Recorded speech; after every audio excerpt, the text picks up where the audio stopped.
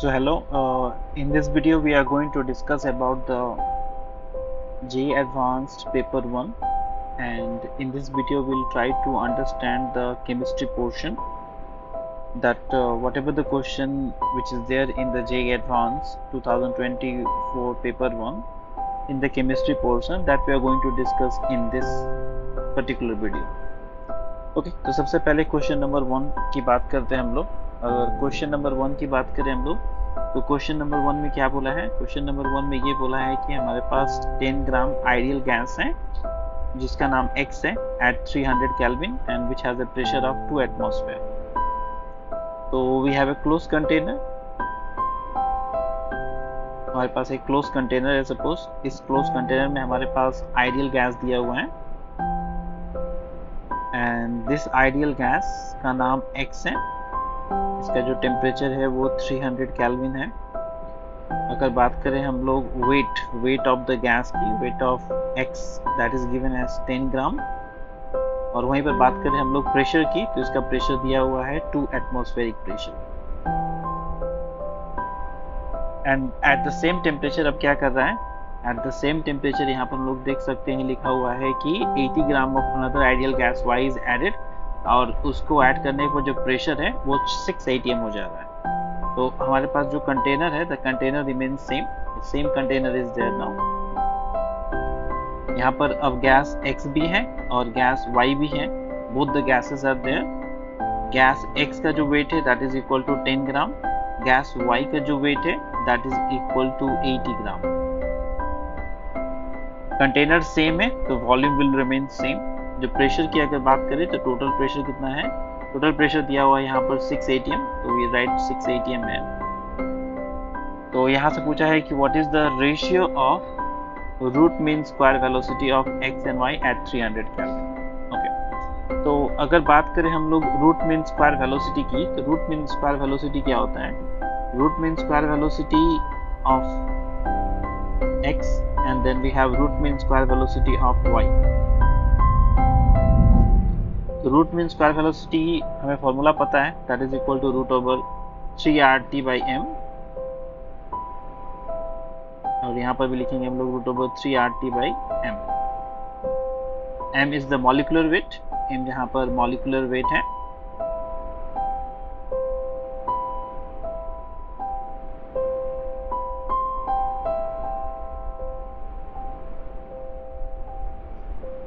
my is the molecular weight of Y itself। तो temperature same है तो यहाँ से हम लोग ये वाला पार्ट कैंसिल कर सकते हैं and this will be equal to how much? तो हम लोग बोल सकते हैं कि that will be equal to my by mx, where my is the molecular weight of Y and mx is the molecular weight of X gas। तो anyhow we have to find the ratio of the molecular weight। जो molecular weight का ratio है Y और X का वही निकालेंगे हम लोग, जिससे हमारा जो रूट मीन स्क्वायर वेलोसिटी है X और Y का रेशियो वो वहाँ से आसानी से निकल सकता है। तो जो डेटा दिया है उसी डेटा को यूज करते हुए मॉलिक्यूलर वेट का रेशियो निकालेंगे हम लोग। ठीक है, तो इस डेटा से मान लीजिए इसमें हम लोग केस 1 लिख देते हैं। केस 1 में हम लोग आइडियल गैस अप्लाई करेंगे, PV इक्वल टू nRT।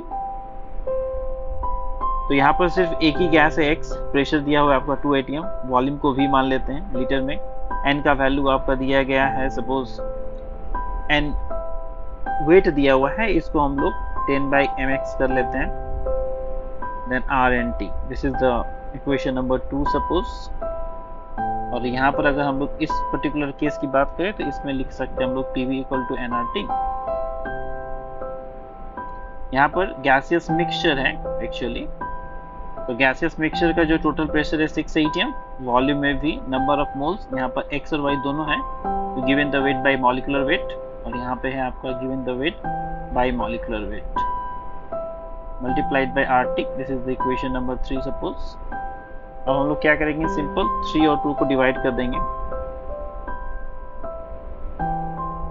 तो अगर 3 और 2 को हम लोग डिवाइड करें तो क्या देखने को मिलेगा हमें ये देखने को मिलेगा 6 into V and 2 into V is equal to 10। यहाँ से हम लोग कॉमन ले सकते हैं, we can take 10 out, 10 into RT 1 by mx plus 8 by my, और यहाँ पे आपका है 10 RT by mx। तो 10RT को पूरा कैंसिल कर सकते हैं हम लोग, वॉल्यूम को कैंसिल कर सकते हैं, ये mx ऊपर जाएगा, तो that will become 1 and then we have mx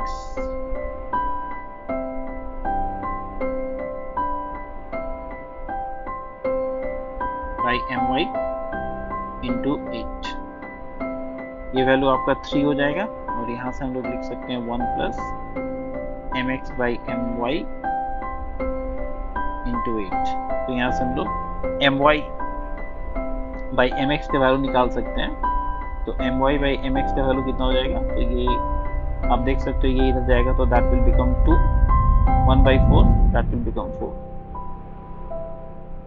ठीक है, तो ये आपका 4 हो जाएगा। अब देखिए my बाई mx का वैल्यू ही तो निकालना था हमें, my बाई mx का वैल्यू निकल गया, तो RMS वेलोसिटी का वैल्यू तो निकाल ही सकते हैं, ठीक है। तो अगर हम लोग अब इक्वेशन नंबर 1 की बात करें, from equation number 1, from equation 1 जैसा कि हमने देखा था कि RMS of x divided by RMS of y, that will be equal to root over molecular weight of y and molecular weight of x. Molecular weight of y is 4 and x is 1, so that will become 2:1. This is our answer. 2:1 will be the correct answer for this.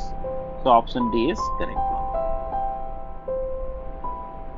Okay, we are going to the next question now. Next question is from the inorganic chemistry. This belongs to group number 15, P block chemistry.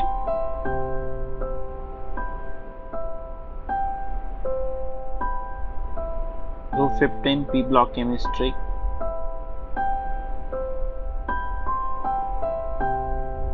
In this question they are saying that at room temperature, disproportion of an aqueous solution in situ generated nitrous acid gives the following. In generally they are asking कि if nitrous acid undergoes disproportionation reaction,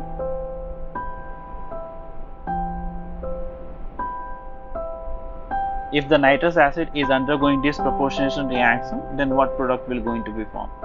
So this question is directly from the NCERT. If you see the group 15 NCERT, group 15 part of the NCERT P block chemistry, then in that case, if you see the chemical properties of group 15, under which we have taken an oxidation state, in that oxidation state their portion one, in that oxidation state portion उन्होंने काफी साफ साफ लिख रखा है कि in case of nitrogen all the oxidation state from +1 to +4 tends to disproportionate in acidic solution, और ये नाइट्रस एसिड का डिस्प्रोपोर्शनेशन रिएक्शन दिखा रखा है जहां पर वो डिस्प्रोपोर्शनेट होकर नाइट्रिक एसिड और NO बना रहा है, और ये नाइट्रिक एसिड हमें पता है कि स्ट्रॉन्ग एसिड है, it will exist in this form, और ये H+ आयन वाटर के साथ मिलके will be there in this particular form. तो यहाँ से जो करेक्ट आंसर हो जाएगा दैट विल बी ए। तो डायरेक्टली बोल सकते हो it is from the NCERT book, NCERT book से लिया गया है डायरेक्टली इसको। नेक्स्ट क्वेश्चन पे चलते हैं हम लोग। नेक्स्ट क्वेश्चन है हमारे पास, ये क्वेश्चन को आप बोल सकते हो it's based on biomolecule chemistry in everyday life, ठीक है, तो both of those things you can use here. तो यहाँ पर बोल रहा है कि एक कंपाउंड है, इसको बोलते हैं हम लोग aspartame, this is an artificial sweetener, this is an artificial sweetener, और ये डाइपेप्टाइड है। डाइपेप्टाइड किसका किसका है, तो एस्पार्टाइल फिनाइल एलानिन मिथाइल एस्टर।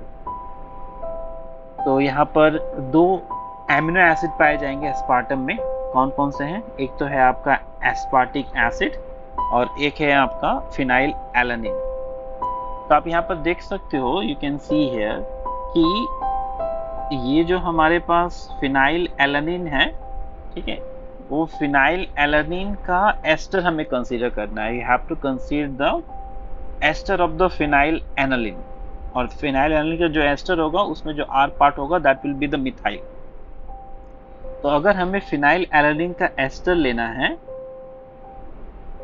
तो जरूरी इसका हमें कार्बोक्सिलिक एसिड फ्री रखना होगा, इन कार्बोक्सिलिक एसिड इन डाइपेप्टाइड, सॉरी, यहाँ पे जो डाइपेप्टाइड हम बनाएंगे, किसका किसका किसके किसके एमिनो एसिड को लेकर डाइपेप्टाइड बनाएंगे, तो फिनाइल एनालिन और एस्पार्टिक एसिड।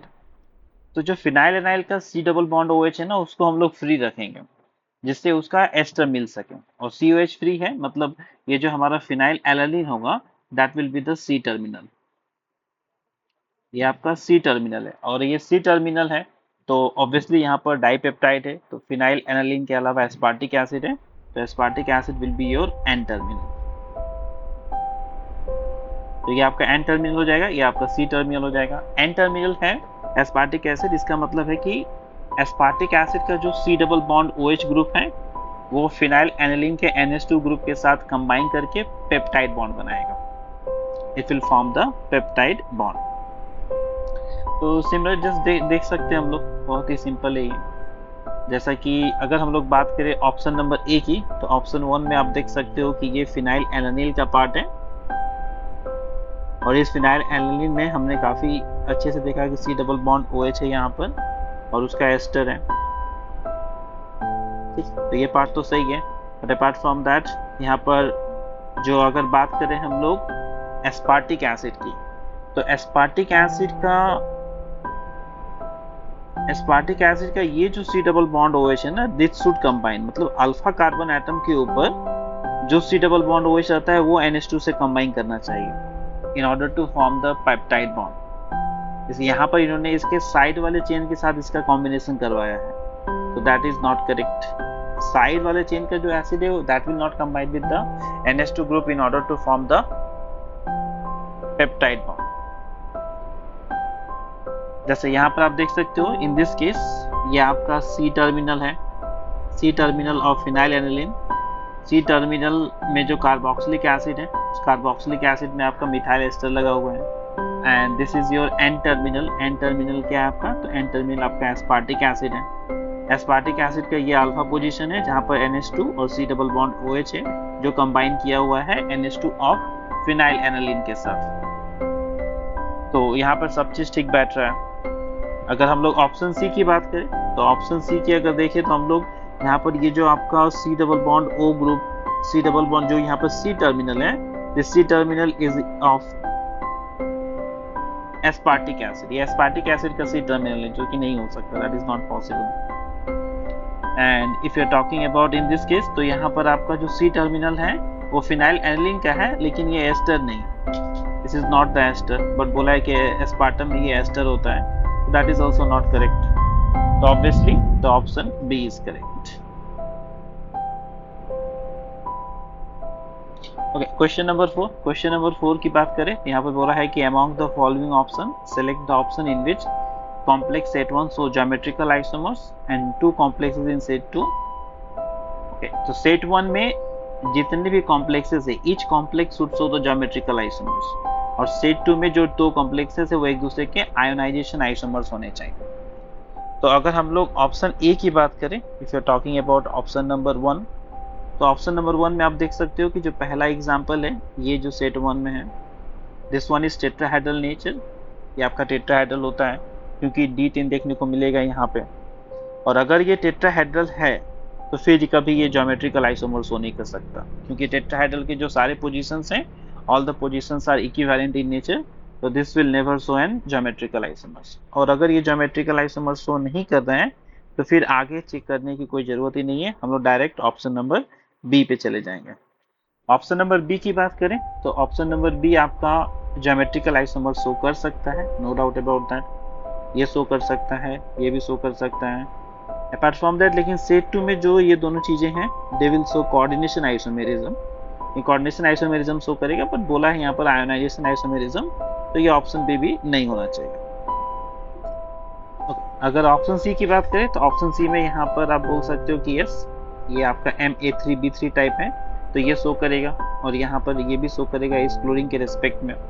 तो 2 ज्योमेट्रिकल आइसोमर्स पॉसिबल है, और यहाँ पर क्या हो रहा है कि जो लिगेंड्स का उसका एक्सचेंज हो रहा है between coordination sphere and ionization sphere, तो ये आयोनाइजेशन आइसोमेरिज्म है, तो ये ऑप्शन सी आपका करेक्ट हो जाएगा। और ऑप्शन डी में देख ही सकते हो कि यही ज्योमेट्रिकल आइसोमर शो नहीं करता है, तो इसको ऐसे ही डिस्कार्ड कर सकते हैं।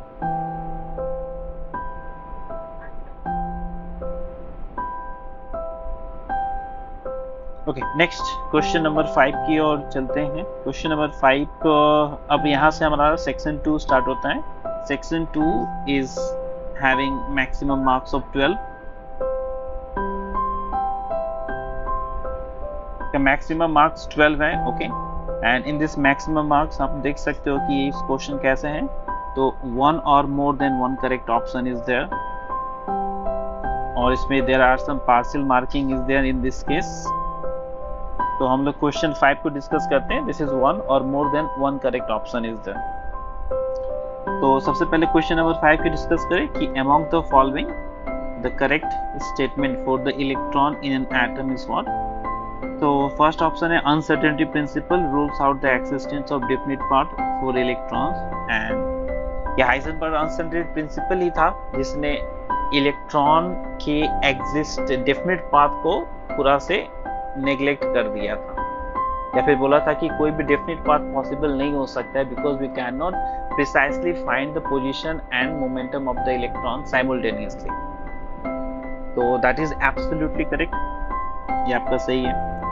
यहाँ पर बोला है कि energy of the electron in the 2s orbital in atom is lower than the energy of the electron in infinitely far away from the nucleus. That's absolutely true. अगर बात करें इलेक्ट्रॉन का, आपका मान लीजिए 2s इलेक्ट्रॉन में है, 2s orbital में है, तो यहाँ से इसका जो अट्रैक्शन होगा that will be much more higher as compare to the electron which is far away from the nucleus. So obviously this will be more stabilized as compared to this one. So option B is also correct. According to Bohr's model, the most negative energy value for the electron is n equal to 1, which corresponds to the most stable state. Yes, that is also absolutely correct. हमें पता है कि जो bourse है, bourse ने क्या किया था कि इलेक्ट्रॉन के एनर्जी को डिटरमाइन किया था। In the first Bohr orbit the energy of the electron is -13.6 electron volt, जो सबसे नेगेटिव होता है, और कोई भी इलेक्ट्रॉन चाहे कितने भी एक्साइटेड स्टेट पे चला जाए उसको अल्टीमेटली n इक्वल टू 1 पे ही आना पड़ता है because that will be the most stable state. तो yes, this one is also very much correct in nature. Okay, इसके बाद अगर बात करें हम लोग इस पर्टिकुलर चीज की वेलोसिटी के बारे में, तो हमें पता है कि वेलोसिटी क्या होता है। According to Bohr's theory, velocity of the electron in the nth orbit is directly proportional to z and inversely proportional to number of orbit itself, या फिर प्रिंसिपल क्वांटम नंबर जिसको बोलते हैं। तो अगर n बढ़ेगा तो that velocity will going to decrease, और यहाँ पर क्या बोला है कि magnitude of the electron increase with increase the value of n, so that is wrong. So the correct answer for the question number 5 is A, B and C.